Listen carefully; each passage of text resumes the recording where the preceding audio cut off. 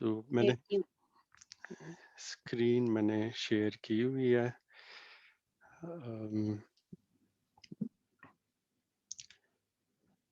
تو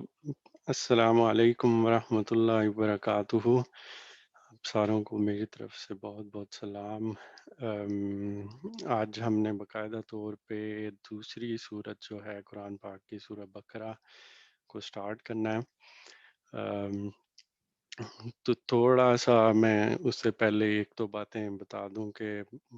ترتیب اور وہ پچھلی جو چیزیں ہوئی ہیں اس کو مختصر بیان کر کے، تاکہ جنہوں نے نہیں کیا ہوا ان کو ہلکا سا آئیڈیا ہو جائے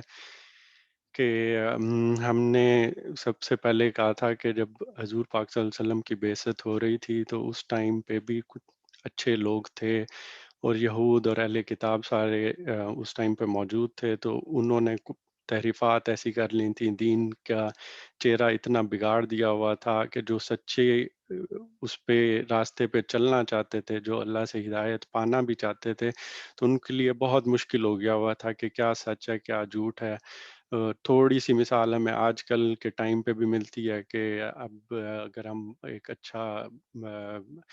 بندہ چلنا چاہتا ہو دین کے راستے پہ، تو اس کو سمجھ نہیں آتی، گروہ بنے ہوئے ہیں، فرقے بنے ہوئے ہیں، یہ ساری چیزیں بنی ہوئی ہیں، تو وہ کون سا راستہ اختیار کرے اور کون سی چیز سچ ہے کون سی چیز جھوٹ ہے۔ تو اس ٹائم پہ اللہ تعالیٰ نے حضور پاک صلی اللہ علیہ وسلم کی بعثت کی، اور وہ بنی اسرائیل سے فوکس شفٹ ہو کے حضرت ابراہیم ہی کی اولاد میں دوسری جو ایک برانچ تھی بنی اسماعیل کی، اس میں اب حضور پاک صلی اللہ علیہ وسلم کی بعثت ہو رہی تھی۔ اس میں بعثت ہونے کے بعد سب سے پہلی جو صورت ہم نے پڑھی تھی وہ صورت فاتحہ، وہ انتہائی پیارے الفاظ میں اللہ تعالیٰ نے وہ دعا اپنے الفاظ میں بتائی کہ یہ والی دعا میرے سے مانگو، یہ ہدایت کی دعا ہے تو میں پھر ہدایت دوں گا۔ تو اب اس دعا کے بعد اب یہ جو سارا قرآن پاک سٹارٹ ہو رہا ہے، یہ اس دعا کے جواب میں سمجھ لیں کہ اب اللہ تعالیٰ کی طرف سے جواب آ رہا ہے کہ تم نے اب میرے سے ہدایت مانگی ہے، یہ اس کا اب جواب ہے۔ اس سے ایک اور چیز میں بتا لوں کہ اگر کسی کے پاس ٹائم ہو تو ریکمینڈڈ یہ ہے کہ اس ٹائم پہ وہ ایک دفعہ ایک سیٹنگ میں 2-3 گھنٹے لگا کے وہ پورا ایک دفعہ سرسری طور پہ سورۃ بقرہ پڑھ لے ترجمہ۔ اس کی وجہ یہ ہے کہ جب وہ ایک دفعہ پڑھ لے گا تو اس کو ایک ہائی لیول پہ ایک پکچر واضح ہو جائے گی کہ بیسیکلی اس پوری صورت میں کیا کیا جا رہا ہے۔ اگر نہیں کر سکتے تو میں بالکل سادہ الفاظ میں 3 باتیں بتاتا ہوں کہ اس میں ہو کیا رہا ہے۔ اس کے اندر سمرائز کریں تو اس میں اہل کتاب پر اتمام حجت کیا جا رہا ہے، یعنی کہ جو پہلے سے یہود ہیں وہاں پر جن کے اوپر اللہ تعالیٰ نے کتابیں نازل کی، بہت سارے پیغمبر نازل کیے، اب ان کا لاسٹ ٹائم آ گیا، اب ان کے اوپر حق اور سچ آخری درجے میں واضح کیا جا رہا ہے کہ اس سے زیادہ اب نہیں ہو سکتا۔ آخری درجے میں واضح کر کے پھر دوسری سائڈ پہ ایک نئی امت، یعنی کہ اب مسلمان امت بنی اسماعیل کے اندر حضور پاک صلی اللہ علیہ وسلم کی صورت میں، پیغمبر کی صورت میں اس کا ایک وجود، ایک وہ امت کی تاسیس ہو رہی ہے، اور پھر اسی امت کے لیے فرائض کے بیان کا بیان ہے اس صورت میں، اگر سمری 3 چیزوں میں کروں۔ ایک اور چیز اس میں آج ایک نئی چیز یہ بھی ہے کہ میں اینڈ پہ صرف کرنے کے لیے کہ بھئی ہم 2 علماء کا نقطہ نظر سے جائزہ لیں گے کہ ہم کسی ایک کو بلائنڈلی فالو نہیں کر رہے، تو ایک نیوٹرالٹی کے لیے کہ بھئی ہم نیوٹرل طریقے سے دیکھ رہے ہیں، ایک علماء نے اس طرح سے مطلب بیان کیا ہے، ایک نے ایسے بیان کیا ہے، تو اس میں ڈفرنس ہے کیا، تاکہ ہمیں سمجھ آ جائے۔ تو غامدی صاحب کا جو اب ہم یہ پڑھیں گے تو اس کا ان کا نقطہ نظر یہ ہے کہ اب قرآن کو بالکل اسی سچویشن میں لے جا کے جب وہ نازل ہو رہا تھا، اور انہی لوگوں کے پس منظر میں اس ٹائم کیا چل رہا تھا، لوگوں کے حالات و واقعات کیسے تھے، قرآن کیسے نازل ہو رہا تھا، اس پوائنٹ پہ رکھ کے پھر آپ سمجھیں، اس سے پھر آپ اصول وضع کریں گے اور پھر آپ اپنے پہ اپلائی کریں گے۔ اور جو ہم دوسری اس میں پڑھیں گے ایک اور مودودی صاحب کی تفہیم القرآن میں، تو اس میں ان کا اور باقی بہت سارے علماء کا ایک اور نقطہ نظر یہ ہے جو کہ ٹھیک ہے، اس میں وہ صحیح اور غلط کی ہم بات نہیں کر رہے، اس میں ٹرانسلیشن میں صرف فرق اتنا ہے کہ وہ کہتے ہیں کہ قرآن پاک چونکہ ایک رہتی دنیا کے لیے ہدایت ہے، تو اس میں جو بھی حکم دیا ہوا ہے تو وہ ہم ٹرانسلیشن میں ہی اسی ٹائم ہی سب پہ واضح کر دیں گے، یعنی کہ کوئی بھی حکم دیا تو وہ رہتی دنیا کے لیے ہم اسی ٹائم کر دیں گے. یہ تھوڑا سا باریک سا ڈفرنس ہے، وہ اینڈ پہ آپ کو کلیئر ہو جائے گا. تو شروع میں نے صرف آپ کو یہ بتانا تھا. اب سٹارٹ کرتے ہیں. تو میں صرف جو ہے اب اردو ترجمے پہ اور اس کی تفسیر پہ کروں گا، کیونکہ میرا عربک نالج اتنا ہے نہیں. بعض اوقات میں صرف ایک آدھا لفظ کو ذکر کر دوں گا، وہ کر دوں گا. تو میں عربی کی گرامر میں ڈیٹیل میں نہیں جا رہا. میں اس کے اندر جو علم و حکمت ہے ٹرانسلیشن کی صورت میں اس کو تھوڑا سا گہرا جاؤں گا، ڈیپ جاؤں گا. پہلے میں نے مثال دی تھی جیسے ایک انین ہوتا ہے تو اس کی لیئرز پوری آپ اتارتے رہیں تو اینڈ پہ آپ پورا کھول کے تصویر سامنے واضح کر دیتے ہیں. تو میری ٹرائی یہ ہے کہ وہ پوری بات واضح ہو جائے، مقصد واضح ہو جائے، اور پھر آپ کوئی بھی ٹرانسلیشن لفظی ترجمہ کر لیں، کسی کی بھی تفسیر لے لیں، کسی کا بھی قرآن کا وہ لے کے آپ یاد کر سکتے ہیں. تو سورہ بقرہ کا باقاعدہ آغاز بسم اللہ الرحمن الرحیم. پہلی جو آیت ہے وہ ہے، اس کا ترجمہ ہے، یہ سورہ الف لام میم ہے. اس کی زیادہ ڈیٹیل میں جانے کی ضرورت اس لیے نہیں ہے کیونکہ اس کا مطلب ابھی تک کسی کو پوری طرح سے واضح نہیں ہے. اس کے بارے میں تقریباً سارے علماء کا متفقہ طور پہ یہ ہے کہ اس کے بارے میں ہم گیس کر سکتے ہیں، حتمی طور پہ کوئی کچھ نہیں کر سکتے. تو وہ اندازہ لگایا گیا. کسی نے کہا ہے کہ اس ٹائم کوئی چیز ہوگی، تو ابھی ہمیں اس کا نہیں پتا. ایک یہاں پہ بھی گیس جو غامدی صاحب کے ٹیچر نے بتایا تھا، وہ تھوڑا سا انہوں نے اس طرح سے کر کے بتایا کہ جس طرح چائنیز ورڈز ہوتے ہیں تو اس میں کسی لفظ یا کسی جو چیز ہے اس کا نام نہیں لکھا جاتا تھا، بلکہ اس کی ایک شکل سی بنا دی جاتی تھی. تو اس شکل سے واضح ہو جاتا تھا. تو ان کی مثال انہوں نے دی ہے، اس کی ایک ابھی تک جو ہے ویلڈ ایک جو ہسٹری میں مل بھی جاتی ہے وہ ہے نون کی. تو نون کو ایک مچھلی سے تعبیر کیا جاتا تھا کہ اس کی شکل تھوڑی سی اس سے ملتی جلتی ہے. انہوں نے کہا ہے کہ اسی طرح ہمارے پاس آگے ایک سورہ نون بھی ہے جس کے اندر سیدنا یونس علیہ السلام کا ذکر کیا گیا، یعنی کہ وہ مچھلی والے کے نام سے ہوا ہے. تو اس کے بیس پہ انہوں نے کہا کہ یہاں پہ بھی اسی طرح سے ہے. تو میں اس کا ترجمہ یہ سورہ الف لام میم، یعنی کہ اس کو اسی طرح پڑھ کے کہ یہ سورہ الف لام میم ہے. دوسری آیت اس میں کہا گیا یہ کتاب الہی ہے، اس کے کتاب الہی ہونے میں کوئی شک نہیں. تو مطلب تو صاف واضح ہو جاتا ہے کہ بھئی اس میں کہا کیا جا رہا ہے کہ یہ اللہ تعالیٰ کی کتاب ہے اور اس میں کسی قسم کا کوئی شک نہیں ہے. کہنے کی ضرورت کیوں پیش آئی کہ اس طرح سے اللہ تعالیٰ کو کہنا پڑا ہو، اس کی شاید میں بعد میں کبھی ایکسپلین کروں گا، یا اس لیکچر میں ٹائم مل گیا تو ایکسپلین کروں گا. لیکن ابھی اس کے پچھلے سیکوینس کو پڑھیں کہ ابھی ہم نے اس سے پہلے سورۃ فاتح پڑھی ہے، دعا مانگی ہے کہ اللہ تعالیٰ ہمیں ہدایت دے، اور اب ہم قرآن سے ہدایت پانے کی کوشش کر رہے ہیں. تو سب سے پہلی چیز کا ذکر کیا کیا جا رہا ہے کہ اگر آپ کے دماغ میں، ذہن میں کسی قسم کا کوئی شک و شبہ ہے کہ یہ کسی انسان نے، کسی نے اس کے اندر تعریف کی ہوئی ہے، یا کسی انسان کی کتاب ہے، یا کسی انٹلیکچوئل، کسی فلاسفر نے اس کے اندر ایڈیشن کی ہوئی ہے، یا کسی قسم کا اس کے اندر ایڈیشن ہے، تو پہلی چیز یہی واضح کی جا رہی ہے، نہیں، یہ کتاب الہی ہے اور اس کے کتاب الہی ہونے میں کسی قسم کا کوئی شک نہیں ہے. اور یہ جب ہم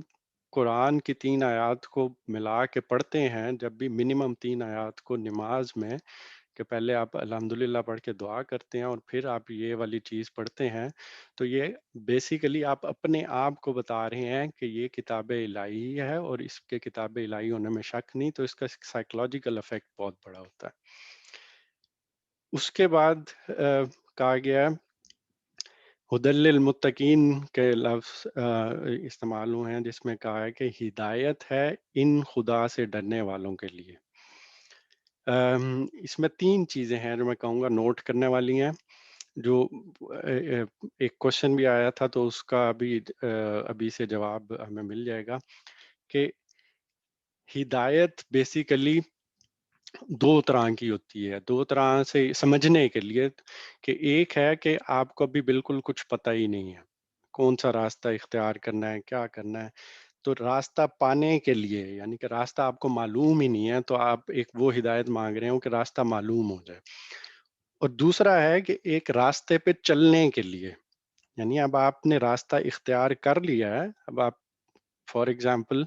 ملتان سے لاہور کے لیے نکل پڑے ہو، تو اب آپ ہدایت مانگ رہے ہو کہ اب مجھے رہنمائی چاہیے کہ میں سیدھا اسی راستے پہ چلتا رہوں۔ تو ادھر ظاہری سی بات ہے، یہ مراد یہ ہے کہ آپ اللہ کے راستے پہ مسلسل چلتے رہو۔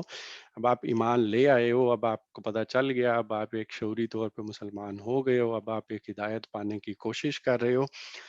تو اب آپ کو رہنمائی چاہیے۔ اور جو تھوڑا غور کریں تو جو الہامی صحائف ہیں جو اللہ تعالیٰ نے اپنے پیغمبروں پہ نازل کیے ہیں،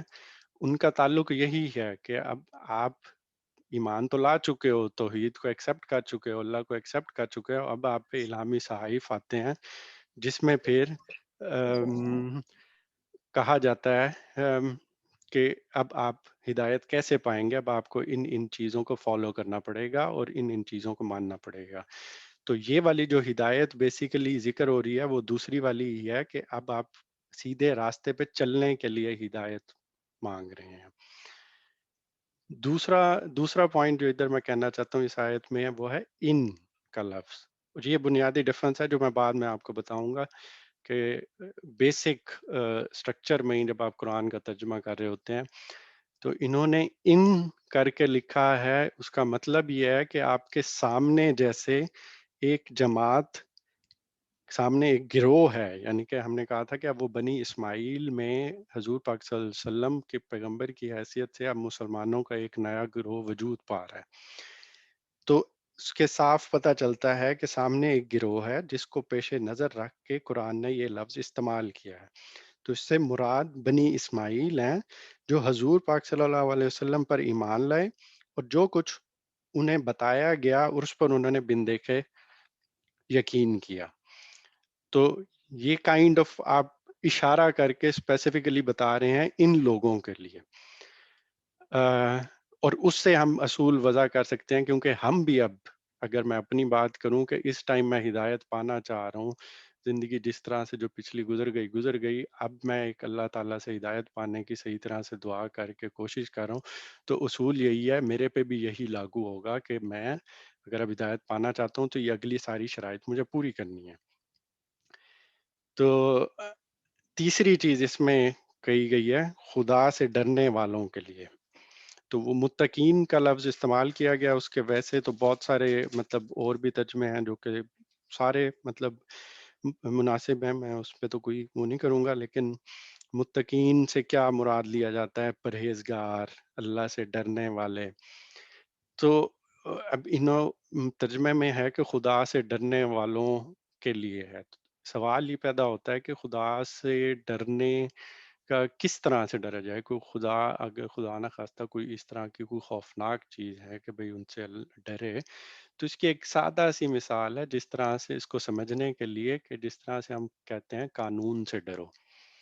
قانون سے ڈرنے کا کیا مطلب ہے؟ قانون کوئی خوفناک چیز نہیں ہے، قانون آپ کی بھلائی کے لیے کچھ قواعد و ضوابط بنائے گئے ہیں، اور ان قواعد و ضوابط میں آپ کو رہنا ہے، تو ڈرنا آپ کو اس سے چاہیے کہ ان قواعد و ضوابط کو، اس قانون کو اگر توڑو گے تو پھر آپ کو سزا ملے گی۔ تو وہ قانون بیسیکلی آپ کے فائدے کے لیے ہیں، ریڈ لائٹ پہ آپ نے اشارہ نہیں توڑنا، آپ نے چوک ایسے کراس نہیں کرنا، کیونکہ وہ آپ کی حفاظت کے لیے ہے، آپ کا ایکسیڈنٹ ہو سکتا ہے۔ اگر آپ وہ کرو گے تو آپ کو خود بھی نقصان ہوگا اور آپ دوسروں کو بھی نقصان پہنچاؤ گے، اور اس کے بعد آپ کو سزا بھی ہو سکتی ہے۔ تو بالکل اسی طرح سے یہ ایک چیز ہے کہ اگر آپ خدا سے ڈرنے کی جو بات کی جا رہی ہے وہ اس لیے کی جا رہی ہے کہ اللہ تعالیٰ نے جو اب حدود مقرر کر دی ہیں، اللہ تعالیٰ نے اب جو ہمیں بات بتائیں گے، یا وہ قانون جو اس کتاب میں یا جو قواعد و ضوابط ہمیں بتائیں گے، تو ان کو اب آپ نے نہیں توڑنا، اور اگر وہ نہیں کرو گے تو تب آپ کے لیے یہ ہدایت ہے۔ تو یہ تیسری چیز تھی اس والی آیت میں، ہدایت ہے ان خدا سے ڈرنے والوں کے لیے۔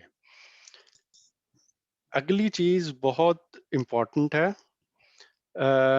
اس میں کیا کہنے کی کوشش کی جا رہی ہے، اور وہ بہت ایک نازک سی چیز ہے جس کو سمجھنے میں غلطی کی وجہ سے آپ ہمارے اندر بہت زیادہ مسئلے مسائل ایز اے مسلمان قوم بن گئے ہیں۔ یہ جو لفظ یوز کیا گیا ہے بن دیکھے، الذین یؤمنون بالغیب، بالغیبی سے ہے کہ بن دیکھے مان رہے ہیں۔ بن دیکھے سے یہاں ہرگز مراد نہیں ہے کہ بغیر سوچے سمجھے۔ اس کا مطلب یہ ہے کہ اب آپ اس چیز پر اصرار نہیں کر رہے کہ پردہ اٹھا دیا جائے، اللہ تعالیٰ ہمیں فرشتے دکھائے، اللہ تعالیٰ ہمیں بتائے کہ وہ مردوں کو زندہ کیسے کرتا ہے، اللہ تعالیٰ ہمیں بتائے کہ سارے زندگی کے معاملات کیسے چل رہے ہیں، تو وہ پردہ ہمارے سامنے سے اٹھا دے تو پھر ہم یقین کریں گے۔ لیکن آپ غور کریں، اگر وہ پردہ ہٹا دیا جائے تو پھر آپ کی زندگی کا امتحان تو ختم ہو گیا، کہ جب آپ کے سامنے چیز آپ کو یہ واضح ہو گیا کہ آپ نے ماچس جلائی ہے تو وہ آگ جل پڑی ہے، تو آپ کو اگر یقین کرنے کے لیے کوئی کہے کہ بھئی ہاں تم یقین کرتے ہو میں ماچس سے جلاؤں گا تو آگ جل پڑے گی، اب فوراً کہہ لیں گے کیونکہ آپ کو پتہ ہے، آپ نے کیا ہوا ہے۔ لیکن اللہ تعالیٰ نے زندگی کو کیونکہ ٹیسٹ کے طور پہ رکھا ہوا ہے، تو اللہ تعالیٰ آپ کے اندر خیر و شر کی چیزوں کو ودیت کر کے نشانیاں رکھ دیتا ہے اس کائنات میں کہ میں ایک ہستی ہوں، میں اس کو کنٹرول کر رہا ہوں، اور یہ عقل والوں کے لیے نشانیاں ہیں۔ آسمان کی طرف غور کرو، دیکھو تمہیں کوئی شگاف نظر آتا ہے، سورج کے آنے میں غروب ہونے میں تمہیں نشانی نظر آتی ہے کہ اس پوری کائنات کو کوئی چلانے والا ہے، تو وہ کہا جاتا ہے کہ سوچو، غور کرو اس کے اوپر۔ تو یعنی اللہ تعالیٰ عقل کرنے کا، سوچنے سمجھنے کا کہہ رہے ہیں، اور یہاں پہ صرف یہ کہہ رہے ہیں کہ اس کو دیکھنے پہ اصرار نہ کرو۔ اور اس چیز سے ہمارے معاشرے میں، مسلمان قوم میں، اب یہ میرا خیال ہے، ذاتی خیال ہے، کہ مسئلے مسائل پیدا ہوئے ہیں کہ دین کے نام پہ ہمیں جو بھی چیز بتائی جاتی ہے تو ہم بغیر سوچے سمجھے اس کو ایکسیپٹ کر لیتے ہیں، اس پہ سوچنے سمجھنے کی، اس کے پیچھے علم و حکمت کو دیکھنے کی یا اس کو کرنے کی کوشش ہی نہیں کرتے۔ تو ادھر میں اس کو اسپیشلی 3 دفعہ یہی اسی چیز کو کرنے کے لیے ریپیٹ کروں گا کہ بن دیکھے کا مطلب یہ نہیں ہے کہ بغیر سوچے سمجھے ماننا، نہیں ہے بغیر سوچے سمجھے ماننا، ہرگز یہ مطلب نہیں ہے کہ بغیر سوچے سمجھے آپ نے ماننا، آپ نے سوچنے سمجھنے کی کوشش کرنی ہے، صرف دیکھنے پہ اصرار نہیں کرنا۔ تو یہاں پہ تھوڑا سا ایک احتیاط کی بھی میں بات کر لوں کہ مسئلہ کہاں پہ ہمیں پیش آتا ہے کہ ہمارے سامنے کوئی عالم دین آ جاتے ہیں، ہمارے سامنے ہمارے بڑے آ جاتے ہیں، ہمارے سامنے اور عقل رکھنے والے اور جن سے ہم نے بہت کچھ سیکھا ہوتا ہے وہ آ جاتے ہیں، ہمارا کسی جگہ پہ ان کے ساتھ اختلاف پیدا ہو جاتا ہے، ہمارا اختلاف پیدا ہوتا ہے تو ہمیں سمجھ نہیں آتی، تو ایک بہت نازک سا یہاں پہ ایک مرحلہ آتا ہے جب آپ رسپیکٹ کو مد نظر رکھنا ہے، وہ کسی حال میں بھی اس کا یہ ظہور نہیں ہونا چاہیے کہ آپ اپنے پیرنٹس کا، علماء کرام کا، آپ سے بڑے ہیں تو آپ ان کے ساتھ ڈس ریسپیکٹ کریں۔ تو یہ میں نے 3 دفعہ کہا تھا بغیر سوچے سمجھے ماننا، تو یہ 4 دفعہ میں اس کو کہہ سکتا ہوں کہ اگر آپ کے سامنے ایسی چیز آ جاتی ہے کہ اگر آپ اپنے والدین سے یا کسی اور چیز سے، کسی دین کے معاملے میں یا کسی اور چیز کے معاملے میں آپ ان سے ایگری نہیں کرتے، تو رسپیکٹ اگر آپ نہیں کر سکتے تو پھر آپ ان سے بات نہیں کریں، آپ ان کی نشاندہی کر دیا، ایک دفعہ آپ نے ایک پیار سے رسپیکٹ سے انہیں بتا دیا، اس کے بعد آپ اس چیز کو آگے نہ پھیلائیں۔ اگر انہوں نے الاؤ کیا ہوا ہے، اگر آپ ان کے ساتھ ڈسکس کر سکتے ہیں، جس طرح میرا ایک پرسنل وہ ہے، جس طرح سے میں چچا کے ساتھ کرتا ہوں، انہوں نے مجھے تھوڑا سا فرینک، اور ایک وہ میرا تعلق ہے بہت پیارا کہ میں اوپن ہو کے ان کے ساتھ ڈسکشن کرتا ہوں، اور وہ ہم عقلی دلائل پہ بات کرتے ہیں، اور اس میں ہم ایموشنز انوالو نہیں ہوتے، اور مجھے کوئی ڈر نہیں ہوتا کہ اس کے پیچھے ہم ناراض ہو جائیں گے. اور اتنا حوصلہ بہت کم لوگوں میں ہوتا ہے. جو نارملی ہوتا ہے، میں اپنے فادر کی بات کروں، ان کو بحث کرنا پسند نہیں تھی. کوئی بات کہتے تھے تو میں تھوڑا سا رسپیکٹ سے اپنی مطلب بیان کرنے کی کوشش کر دیتا تھا اور بحث نہیں کرتا تھا. لیکن چچا کے ساتھ بالکل ٹوٹلی ڈفرنٹ ہے. اوپن ہو کے، بالکل اوپن ہو کے میں بات کرتا ہوں. میں پتہ ہے ان کے اندر حوصلہ ہے، وہ میں ان کی رسپیکٹ کرتا ہوں، ان کو بھی یہ پتہ ہے، اور ہم دونوں کی عقلی دلائل ہوتے ہیں، بحث ہوتی ہے، اور کسی نہ کسی نتیجے پہ کبھی پہنچ جاتے ہیں، کبھی ہمارے ویوز ڈفرنٹ ہوتے ہیں، تو اس کو ہم ایکسیپٹ کر لیتے ہیں.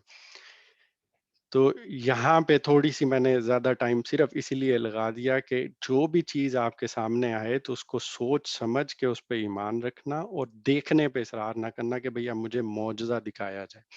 اس کی ایک بالکل سادہ سی مثال میں آپ کو دے دوں. اس مثال میں کیا ہے کہ اگر کوئی ایک دیوار ہے، آپ کو اس کے پیچھے نظر نہیں آ رہا، لیکن اس دیوار کے پیچھے سے کوئی دھواں اٹھنا شروع کر دیتا ہے، تو دھوئیں کے دیکھ کے آپ عقلی دلائل، یہ بالکل سادہ سی مثال ہے کہ عقلی دلائل اگر آپ دیں تو آپ کو آئیڈیا ہوگا کہ اس کے نیچے کچھ جل رہا ہے، آگ جل رہی ہے یا کوئی چیز ایسی جل رہی ہے جس سے دھواں اٹھ رہا ہے. تو آپ اس تک پہنچ جاتے ہیں اگر آپ کے سامنے نشانیاں رکھی جائیں. آپ دھواں دیکھ کے یہ نہیں کہہ سکتے کہ آپ کا گھر باہر سے جل رہا ہو، آپ کو دھواں آئے تو آپ کا میں آگ تو میں نے دیکھی نہیں، تو میں تو کہتا ہی نہیں ہوں کہ آگ ہے یا کوئی اور چیز جل رہی ہے.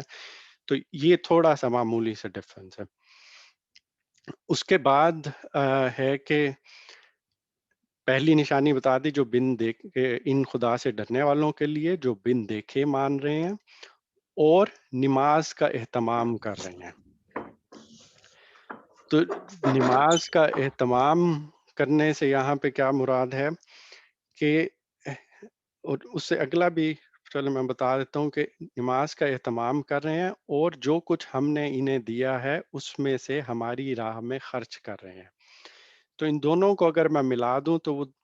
یہ دو تقریباً بنیادی چیزیں ہیں ہمارے ایمان کی. اسلام کے اندر اگر آپ نے چیک کرنا ہو، ایک لٹمس ٹیسٹ کرنا ہو اپنا کہ میں کتنا نیک ہوں یا مجھے کتنی اور ضرورت ہے،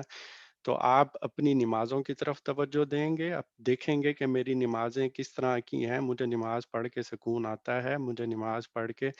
جو کہا جاتا ہے کہ میں برائیوں اور اس سے روکوں گا، فحش باتوں سے اور ان چیزوں سے رکوں گا، اور میرے اندر اچھی چیزیں آئیں گی. کیا وہ آ رہی ہیں؟ کیا نہیں آ رہی؟ کیا میں مال اللہ کی راہ میں خرچ کر رہا ہوں اور کتنا کر رہا ہوں؟ تو یہ صرف اپنے آپ کو دیکھنے کے لیے، دوسروں کے اوپر فنگر پوائنٹنگ کرنے کے لیے نہیں کہ بھئی یہ کتنا مال خرچ کر رہا ہے، یہ کتنی نماز کر رہا ہے. اپنے آپ کو دیکھنے کے لیے کہ میری نمازوں کا حال کیا اور میں مال کتنا خرچ کر رہا ہوں اللہ کی راہ میں. کیونکہ مال کی محبت اللہ تعالیٰ نے جو دل میں رکھی ہے، وہ جگہ جگہ آگے بتایا گیا ہے کہ مال کی محبت میں یہ انسان بہت ہی سخت ہے. مال کے لیے یہ بہت کچھ کر جاتا ہے انسان، مال کے لیے. اور بھی آگے بھی ہم پڑھتے جائیں گے تو ہمیں پتہ چلتا رہے گا. اور نماز وہ والی چیز ہے جو کنٹینیوس پڑھنے اور اس سے کرنے سے آپ مسلسل برائیوں سے بچے رہتے ہو. تو یہاں تک یہ ہو گیا. میرا خیال ہے میں یہاں پہ تھوڑا سا ریزیوم ریکارڈنگ. ہاں، اس سے اگلی جو آیت ہے، ہاں وہ ہے، اس کا ترجمہ میں پڑھتا ہوں. اور جو اسے بھی مان رہے ہیں جو تمہاری طرف نازل کیا گیا ہے، اور اسے بھی جو تم سے پہلے نازل کیا گیا تھا. تو اس کا بالکل سادہ صحیح ہے کہ اگر غامدی صاحب کو اگر سامنے رکھیں تو وہ ڈائریکٹ کہہ رہے ہیں کہ بنی اسماعیل کی طرف اشارہ کر رہے ہیں کہ ڈائریکٹ اب وہ گروہ جو مسلمان بن رہا تھا، تو ان کو جب حضور پاک صلی اللہ علیہ وسلم نے آ کے بتایا کہ بھئی بنی اسرائیل میں سارے پیغمبر آئے تھے، یہ ساری چیزیں ہوئی تھیں، ان پہ بھی یہ الہامی صحائف اور کہ تورات اور انجیل اور بھی جو آئے تھے تو وہ اس کے اندر ہیں، ان کو وہ مان رہے ہیں. تو جو الفاظ انہوں نے استعمال کیا میں وہ اسی طرح سے کوشش کرتا ہوں پڑھنے کی، کہ اس سے مراد یہ ہے کہ بنی اسرائیل کی طرح بنی اسماعیل پہ جب حق واضح ہوا تو انہوں نے کوئی تعصب نہیں دکھایا اور من و ان تسلیم کر لیا کہ بنی اسرائیل اور ان پر پیغمبر آئے تھے اور انہیں حق کی یہ دعوت ملی تھی. جبکہ دوسری طرف کیا ہوا کہ بنی اسرائیل کو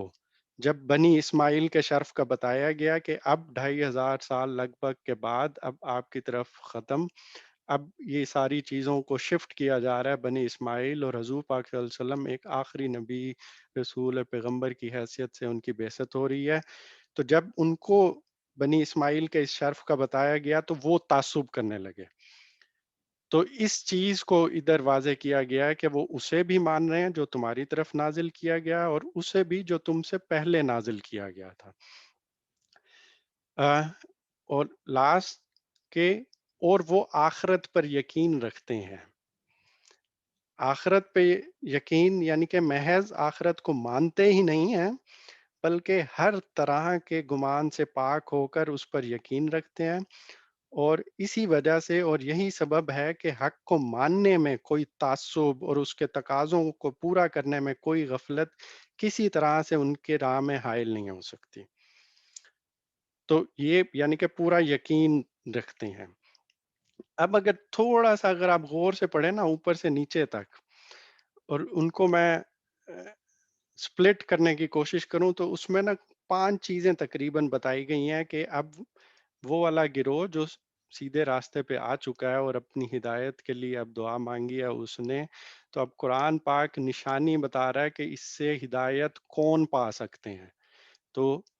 غامدی صاحب کے بقول تو یہ اسی ٹائم کی اسی سچویشن پہ رکھ کے بنی اسرائیل، بنی اسماعیل اور یہود پہ اس سے، لیکن اصول ہم اپنے لیے بھی یہاں پہ وضع کر سکتے ہیں کہ اب میں اپنے آپ کو ایک دعا مانگ کے آیا ہوں اور میں قرآن کی یہ آیات پڑھ رہا ہوں، تو میں اب اپنا ایک ٹیسٹ کروں کہ میں اس سے ہدایت چاہتا ہوں. تو یہ 5 چیزیں ہیں، اور میں جس طرح سے 5 سوال میں نے کائنڈ آف لکھ لیے ہیں کہ میں اپنے آپ سے یہ چیز پوچھوں: کیا میں خدا سے ڈرتا ہوں؟ کیا میں بن دیکھے مگر سوچ سمجھ کے مان رہا ہوں، یا میں ہر چیز کو دیکھ کر ماننے پر مصر ہوں؟ کیا میں نماز کا اہتمام کر رہا ہوں اور اسی طرح سے پڑھ رہا ہوں جیسا کہ اس کے پڑھنے کا حق ہے؟ کیا میں مال اللہ کی راہ میں خرچ کر رہا ہوں جس طرح سے خرچ کرنے کا حق ہے؟ کیا میں پچھلے پیغمبروں کو مان رہا ہوں اور اس چیز کو بھی کہ ان پہ الہامی صحائف نازل کیے گئے تھے؟ کیا میں آخرت پہ یقین رکھتا ہوں جس طرح سے یقین رکھنے کا حق ہے؟ تو ایک سادہ سا ٹیسٹ آپ کے سامنے آ گیا کہ اگر ہم اس سے قرآن سے ہدایت پانا چاہتے ہیں تو اب آپ کو خود اپنا ٹیسٹ کر لیں، دیکھ لیں کہ ہم کس جگہ پہ کھڑے ہوئے ہیں. ان چیزوں میں کسی میں بھی کمی بیشی کوئی ہے تو اس کو امپروو کرنے کی کوشش کر سکتا ہوں. میں ایٹ لیسٹ مطلب ٹرائی کرنے کی کوشش کر رہا ہوں. اللہ کامیابی دے مجھے بھی اور ہم سب کو ہدایت دے. لیکن ایک سادہ سا اللہ تعالیٰ نے اتنے پیارے انداز میں وہ بنیادی چیزیں ہی بتا دی ہیں کہ اب تم قرآن سے ہدایت پانے کے لیے جا رہے ہو تو یہ چیزیں تمہارے اندر ہیں کہ نہیں ہیں. اور میں ریکمینڈ کروں گا کہ ہم سارے اپنے اپنے کسی اور پہ فنگر پوائنٹنگ کرنے کی انتہائی یہ خطرناک بات ہے کہ دوسروں کو کرنے لگ جائیں کہ بھی یہ مال کم خرچ کر رہا ہے، یہ نمازیں نہیں پڑھ رہا، یہ آخرت پہ یقین نہیں کر رہا. اپنے صرف اپنے آپ کو دیکھیں کہ یہ چیزیں میں پوری کر رہا ہوں. اور ایک اینڈ پہ تھوڑی سی ایک چھوٹی سی میں مثال دوں، وہ اتنی پیاری مثال ہے آج ہی ہم ڈسکس کر رہے تھے، اور تمثیل کے انداز میں یہ ساری چیزیں بتاتا ہوں کہ ایک بیج کو جب ہم مٹی کے نیچے دباتے ہیں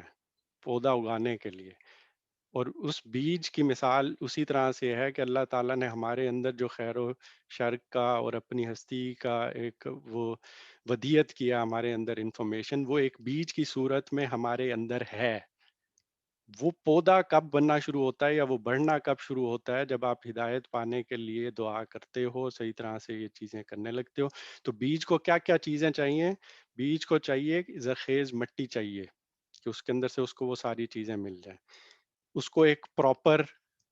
ویدر چاہیے کہ گرمی کا ہے، سردی کا ہے، تو وہ کس قسم کے ویدر میں کس طرح کی چیز میں ہوگا.